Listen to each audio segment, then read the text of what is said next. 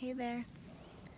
For those of you who I don't know, my name is Stephanie. I'm a certified nature therapy guide. I trained with the Association of Nature and Forest Therapy. And this video will serve as an introduction and a guideline to participating in a guided nature therapy walk with me or any other certified guide. First off, what is nature therapy? You may have heard about nature therapy, nature bathing, forest therapy. Any of these terms can be interchanged. The practice is based off of the Japanese tradition, Shinrinyoku, which translates to forest bath. As you walk through natural environments such as forested area, we're bathing in the atmosphere of the organic compounds that the plants emit, as well as the energy and the essence of the wildlife that surrounds us. I'm going to be sharing a little bit about the ANFT, Association of Nature and Forest Therapy, flavor of nature therapy. Every guide is going to have their own unique interpretation from their training, as well as the training itself and their specific interpretation. So just keep that in mind. It's not necessarily a regulated thing. And a good guide will always encourage you to find your own experience within it. There should be an open space for you. It shouldn't be too rigid or limiting. So nature therapy practice is a practice around relationships. It's an opportunity to explore your relationship with yourself, with your surroundings, your environment, and all other living beings. It is an opportunity to shift into the sensory mode of being rather than the intellectual, cognitive space that many of us dwell in for the majority of our life.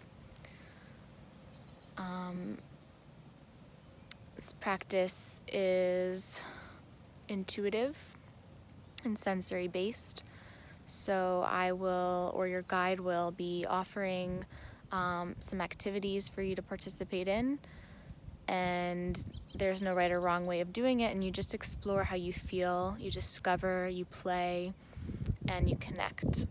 So this practice has some scientific evidence around physiological benefits that come along with the practice. Forest bathing can increase the white blood cell count in your body, which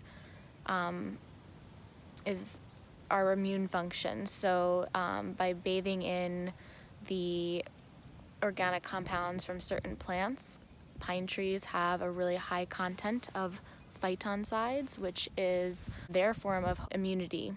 They respond by increasing their production of phytoncides, and that gets emitted into the air, and we bathe in that air with the phytoncides. Our body will respond by increasing the natural killer cells, which is a type of white blood cell. They clean out the virally infected cells in our bodies, as well as any harmful cells like cancer cells. So in Japan, this practice is used widely for preventative medicine, and our culture is starting to adopt this as well. The Association of Nature and Forest Therapy, ANFT for short, they are on a mission to train many guides and have trained all over the globe, so that there is a framework that people can trust, and there can be a certified guide to lead nature therapy and forest therapy experiences for it to become more widely accessible for the average person to connect with nature and to have access to the healing benefits that it offers. In Japan, this practice became popular in the 1980s because the Japanese government noticed a large rise in stress-related illnesses and conditions like autoimmune and cancer, alongside the innovation of technology and increasing demand in desk jobs. So the government decided to study the impact being out in nature and connecting with the land and what that does for our health. They've collected a large body of research to support what many of us have come into contact with on our own, that nature is good for us and is healing. So aside from the physiological benefits, the immune function, the practice allows us to enter the parasympathetic mode of being, which is rest and digest. Many of us live in fight or flight, the sympathetic mode, because our lifestyle is highly stressful. We have a lot of obligations and priorities in life, and a lot of stresses, a lot of worries, and not many tools to calm the mind and to de-stress and to relax. We don't prioritize that as a culture. It's overlooked, and the consequences of not valuing and prioritizing the need for rest and restoration is showing up in how many Americans, especially specifically, are struggling with chronic conditions without any resolve. So this practice is a tool for us to prioritize healing and connecting and reconnecting to ourselves, to the land, to our human nature, so that we can become more healthy together.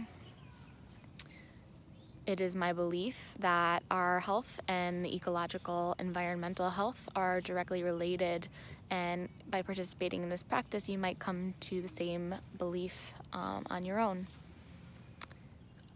Our practice is based off of the Japanese tradition Shinrinyoku, but there are some differences. In Japan, the practice is a little bit more rigid and prescriptive in nature. The guide will have you complete activities with a goal in mind, to have specific health measures at the end of a walk, and they will most likely have means to take vital signs before and after to compare and to assess if you've reached these goals. Our practice is not like that. We have no goals. There is no objective. The only objective is that you feel comfortable, you feel safe, and you just give presence and awareness to your process and to the world around you. You show up with an open mind and an open heart, and that's really the only requirements. So it's more sensory and intuitive and feeling based rather than intellectual and didactic in nature. As I mentioned, it's not a naturalist hike, so I won't be, or the guide won't be, pointing out facts about the wildlife, nomenclature, anything intellectual, aside from brief instruction and their own ability to detach from that mode of being, which is a challenge for everyone. But the goal is to be more embodied and present, and allowing yourself to have authentic expression without controlling what that might look like. So throughout the walk, we will try to refrain from using discursive back and forth dialogue that we're used to as a means of communication. We'll explore alternative methods, nonverbal communication with different beings and species, as well as with each other. And we will meet in sharing circles throughout the walk as a way to stay connected to each other and share our experience with one another, because community is such a big part of this practice and of healing. So a sharing circle, if you've ever experienced one in another modality, there is no leader. Everyone is equal. All is welcome. In our practice, we'll share, we'll have a talking piece so that everyone has an opportunity to share. We'll pass it around the circle so that if you want to share, you have opportunity to do so. And if you don't, that's fine. You can just pass it without saying or doing anything. So a talking piece symbolizes that one person will be sharing at a time, and when you're not sharing, you're listening fully with an open mind, and your full attention to whoever has the talking piece. However you share is welcome. It doesn't have to be with word. It could be a gesture, a movement, a sigh.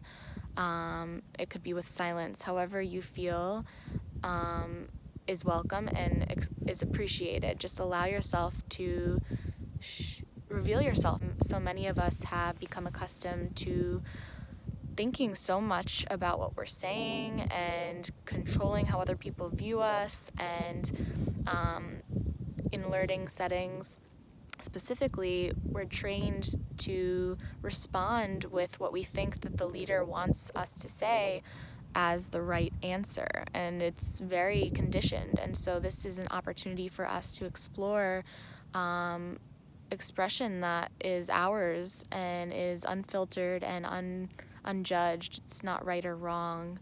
It just is, and it lets you get to know yourself on a deeper level, and it lets you get to know other people on a deeper level. So with that, when you share in a sharing circle, you try not to think about what you're going to say when it's your turn, which is so hard for us, and anxiety can creep in because we're so used to being judged for what we say. We're so used to being graded on it.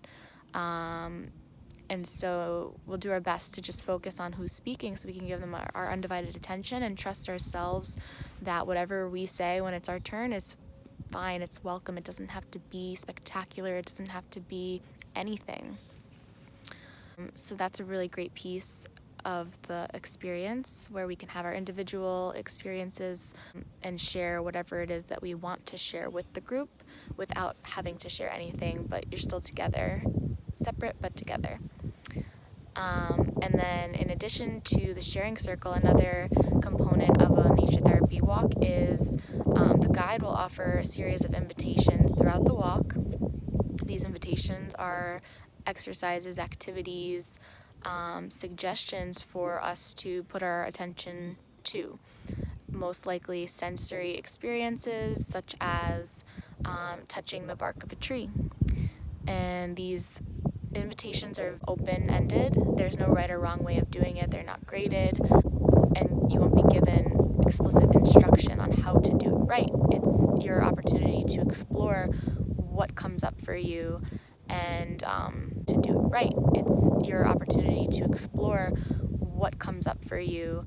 Let that inform you. Let the experience itself inform you of who you are, what you've been conditioned to do and to think in that moment, and what you can discover from the experience and from the simplicity and the connection.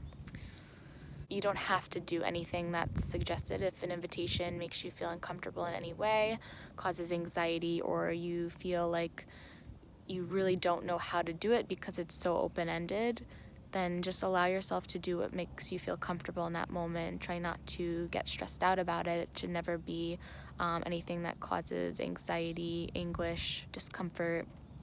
You should never feel like you have to do anything. Nothing is required on this walk. And other than that, you just want to make sure that you don't touch anything that could be harmful to you, any poisonous plants. And if at any point you need help, you can always ask. And other than that, just have fun and allow yourself to experience something new